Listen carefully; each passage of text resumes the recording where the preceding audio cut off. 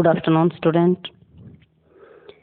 पहले वाली वीडियो में हमने मेवात के बारे में कुछ जानकारी हासिल की थी। अभी आगे की जो जानकारी है वो इस वीडियो में मैं आपको बताऊंगी।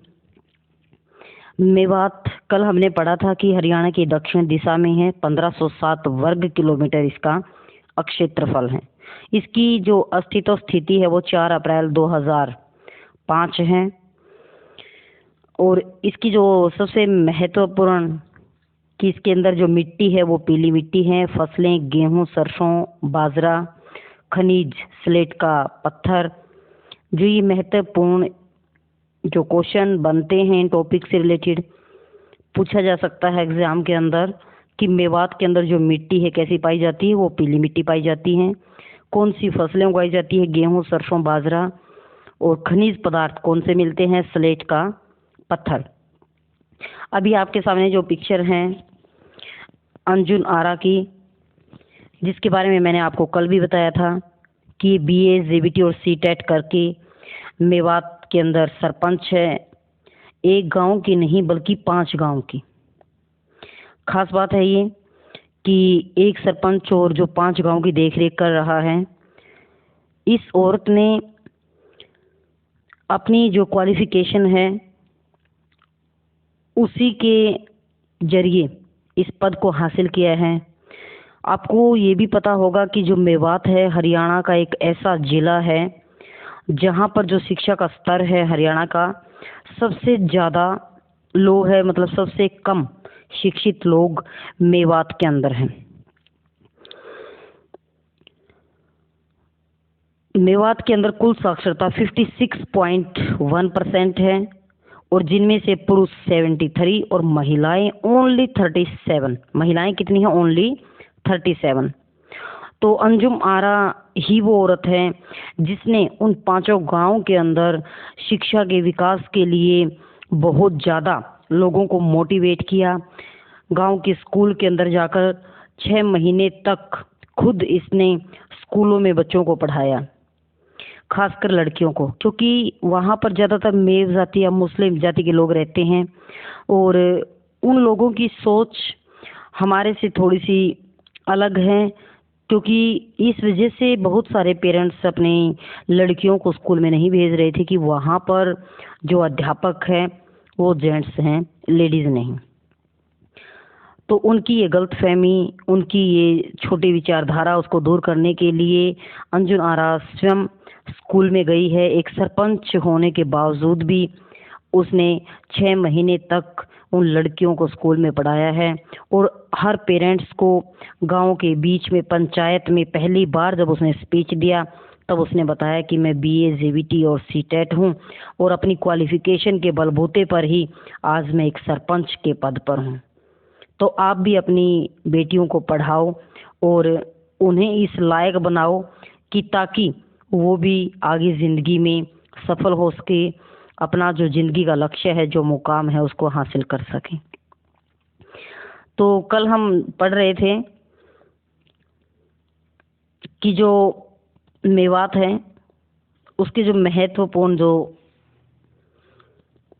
स्थल है, तालाब है, झील है, तो वो इम्पोर्टेंट बातें हम आज वाली वीडियो में पढ़ेंगे। सबसे पहले है चूड़ीमल तालाब। जो चूड़ीमल तालाब है, पहले ये तालाब कच्चा था और वर्षा काल में यानी वर्षा के समय में काला पहाड़ की छाती से बहकर आने वाली विशाल जल राशि को देखते रहना नूहवासियों की सदियों पुरानी परंपरा उस समय सजीव हो उठी जब सेठ चूड़ीमल ने नूह के पश्चिम में पहाड़ के नीचे 10 बीघा जमीन के दाम चुकाकर उस तालाब के इस्तेमाल के लिए खरीद लिया। उनके जीवन काल में ही उनके पुत्र हुक्मचंद ने अपने पिता के स्मृति को चिरस्थायी बनाने के लिए तालाब को पक्का करवाया और वहीं निकट ही एक कलात्मक छतरी भी बनवाई। कारीगरों ने इस तालाब के पक्के निर्माण में कुछ ऐसा वास्तुशिल्प दिखाया कि यह निर्माण बेजोड़ सा प्रतीत होता है। अब एज ए स्टोरी मैं आपको थोड़ा सा बताने की कोशिश करती हूँ कि मेवात के अंदर जो चूड़ीमल का जो तालाब है वो फेमस है। वो तालाब फेमस क्यों है? क्योंकि बिल्कुल पहाड़ के नीचे है और 10 बीघा जो जमीन लेकर सेठ चूड़ीमल ने इस तालाब को खरीद लिया, इस जमीन को खरीद लिया, 10 बीघा जमीन को खरीद लिया। और उनका बेटा था जो हुक्मचंद, उस बेटे ने क्या कहा कि मेरे पिता को इसके अंदर इतना इंटरेस्ट है कि उसने अपने पैसे से 10 बीघा जमीन इस तालाब के लिए खरीदी है। तालाब पहले से ही था, लेकिन उसने 10 बीघा जमीन के पैसे दिए हैं, दाम चुकाए हैं ताकि वो उसका नाम हो जाए। और फिर उसके बाद उसके पुत्र ने उस तालाब को पक्का करवा दिया।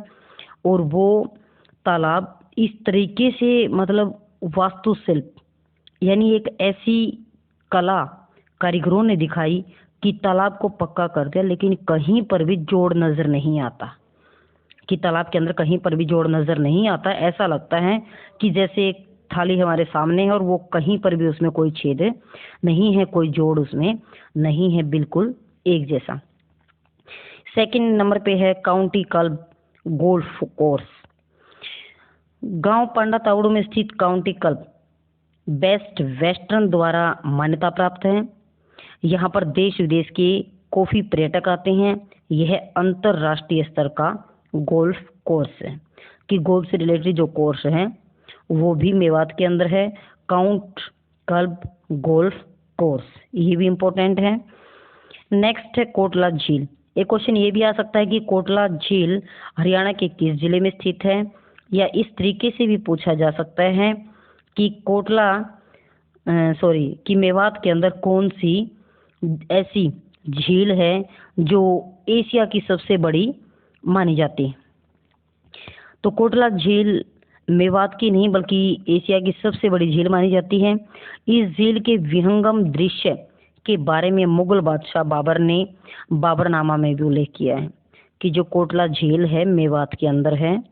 और ये झील सिर्फ मेवात की नहीं बल्कि एशिया की यानी पूरे एशिया महाद्वीप की सबसे बड़ी झील मानी जाती है।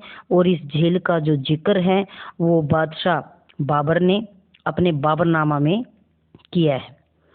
शेख मूसा की मज़ार। मेवात की धरती पीर फकीरों और ऋषि मुनियों की कर्मस्थली भी रही है। हजरत शेख मूसा का संबंध ईरान से बताया जाता है। वे दिल्ली के प्रसिद्ध सूफी हजरत निजामुद्दीन औलिया के मुरीद थे।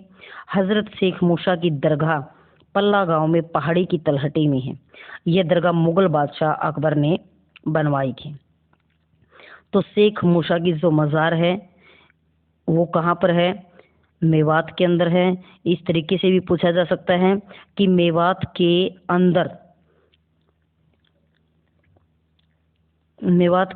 जो शेख मूसा की मज़ार है उसको किसने बनवाया था? बादशाह अकबर ने इसको बनाया था। कि हजरत शेख मूसा की जो दरगाह है वो कहाँ पर स्थित है? मेवात के पल्ला गांव में पहाड़ी की तलहटी में स्थित है। तो एक टॉपिक में से बच्चों क्वेश्चन किसी भी तरीके से पुट किया जा सकता है। एक क्वेश्चन हमारा यहाँ पे बन सकता है कि किसने बनाया था इस मज़ार को? अकबर ने। एक क्वेश्चन ये भी बन सकता है कि शेख मूसा की जो मज़ार है वो कहाँ पर स्थित है। ठीक है, तो नेक्स्ट है तावड़ू का किला। तावड़ू नामक ग्राम में स्थित इस प्राचीन किले के विभिन्न कक्षों, उपकक्षों तथा अन्य स्थलों से तावड़ू के इतिहास की जानकारी मिलती है। इस किले के चारों ओर ऊंची ऊंची जो दीवारें बनाई गई हैं। नेक्स्ट है तावड़ू के गुबंद। गुबंद क्या होते हैं? जो आपने देखा होगा कि कई बार जैसे हमारे हिंदुओं में तो नहीं करते, लेकिन जो मुसलमान होते हैं वो जब भी किसी को दफन करते हैं तो 4 पिलर मतलब दोनों साइड, 2 साइड और 2 साइड उस साइड होकर ऊपर मतलब एक छतरी के जैसे आकार की वो बना देते हैं। तावड़ू के पश्चिम दिशा में जगह जगह अनेक गुबंद बने हैं। और क्षेत्र के लोगों की दृढ़ मान्यता है कि ये गुबंद मुगल कालीन यानी मुगलों के टाइम के, अब मुगलों से आप समझते हैं ना कि अकबर के टाइम में अकबर, हुमायूं, जहांगीर, शाहजहां, औरंगजेब, ये मुगलों का टाइम था यानी उनके काल में बने थे। अपने समय में इनका बहुत बड़ा महत्व था। इन गुंबदों में पुख्ता कब्रें मौजूद है, कि जितने भी गुंबद बने हुए हैं उन सब के अंदर क्या है, कब्र मौजूद है, यानी किसी ना किसी को दफनाकर उसके ऊपर गुंबद बनाया गया है। तो ये तावड़ू के गुंबद, अगर क्वेश्चन आता है कि तावड़ू के गुंबद कहाँ पर है, मेवात में है, या फिर मेवात में जो गुंबद है उनको किस नाम से जाना जाता है, तावड़ू के गुंबद, या जो गुंबद है उनके अंदर क्या सुरक्षित रखा गया है, तो हम कह सकते हैं कि उनके अंदर जो कब्रें मौजूद हैं। नेक्स्ट है मेवात के लचीले खिलौने बनाने का प्रशिक्षण व उत्पादन केंद्र।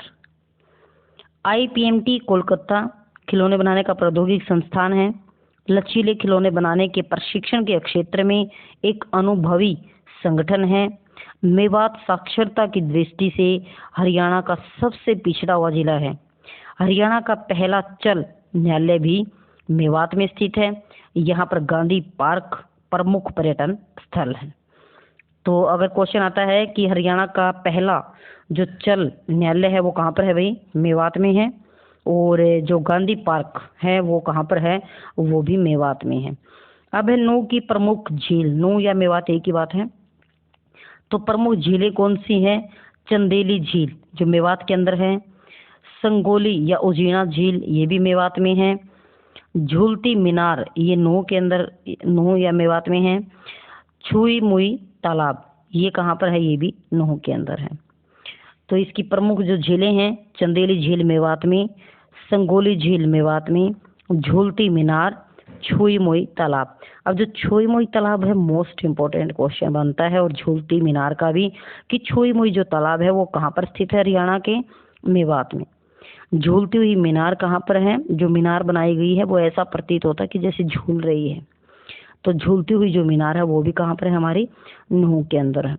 अब इन नूह के जो धार्मिक स्थल हैं कि कौन कौन से धार्मिक स्थल नूह के अंदर हैं, तो देहरा मंदिर फिरोजपुर झिरका के अंदर है, शिव मेला पुन्हाना में है। एक बार दोबारा से फिर क्विक रिवीजन करते हैं इसका, कि जो महत्वपूर्ण चूड़ीमल का तालाब है मोस्ट इम्पोर्टेंट है, कि 10 बीघा जमीन लेकर उन्होंने खुद अपने पैसे से उसको उसके बेटे ने उसको पक्का बनवा दिया, हुक्मचंद ने, और लोगों के लिए बड़ा अचरज का एक मुद्दा बन गया कि जो तालाब है वो इस ऐसी वास्तुशिल्प से बनाया गया है कारीगरों के द्वारा कि उस तालाब के अंदर अगर कोई देखता है तो कहीं पर भी कोई भी जोड़ मतलब नजर नहीं आता है।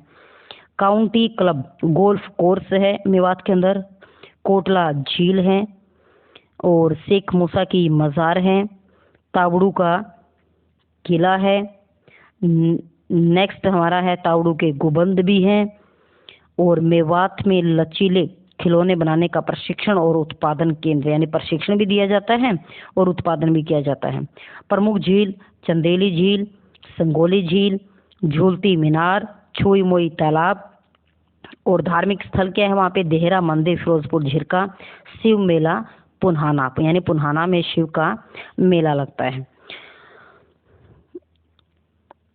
मेवात से रिलेटेड कुछ जानकारी और रहती है जो अभी इस वीडियो में हम कंप्लीट नहीं कर सकते, जो एक और नेक्स्ट वीडियो मेवात से रिलेटेड हम बनाएंगे, क्योंकि मुझे पता है कि आप सभी बच्चे ज़्यादा बड़ी वीडियो को पसंद नहीं करते।